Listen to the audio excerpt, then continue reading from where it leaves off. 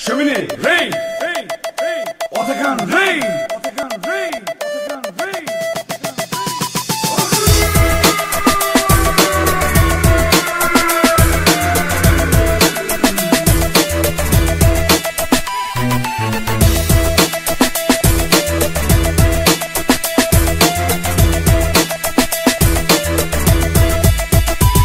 Karate aşkı başka, bunu izle ve coş. Yanıma yaklaş, bu rap bize takıl ve koş. Burada sanma ki var, kavga yok, saygı çok bizde. Selam edip gülümseriz, panik yok.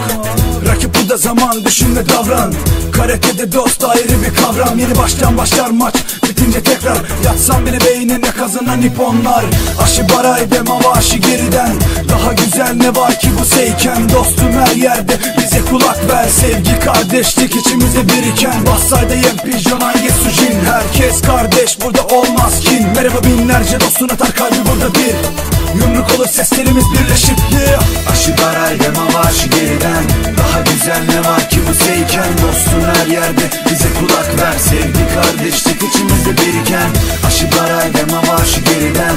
Daha güzel ne var ki bu seyken. Dostun her yerde, bize kulak ver. Sevgi kardeşlik içimizde biriken. Sadece izle, yok ölüm vuruşum. Gerçeği gösterir hep esas duruşum. Asil kanım asıl oyun ya meyvur o mavaşı göster kaçan maney. Aşı baray gelir beklenmedi kanda. Oshiro geri kurtar beni buradan. Akıp giden zaman akılda sensei. Oyun benim os, rakibe mersey. Sen o sen ve sen o sen.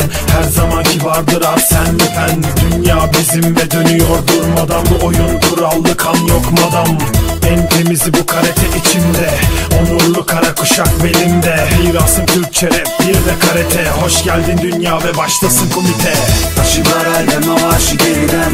Daha güzel ne var ki bu seyken. Dostum her yerde, bize kulak ver. Sevgi kardeşlik içimize biriken. Aşı baray ve mavaşı geriden. Daha güzel ne var ki bu seyken. Dostum her yerde, bize kulak ver. Sevgi kardeşlik içimize biriken. Durdurak hiç bilmeyen, aslı burada rapçiler. Karate kural hayata dair, yerde mavi minder. Türkçe sözle başlayan, karara kapalı öfken.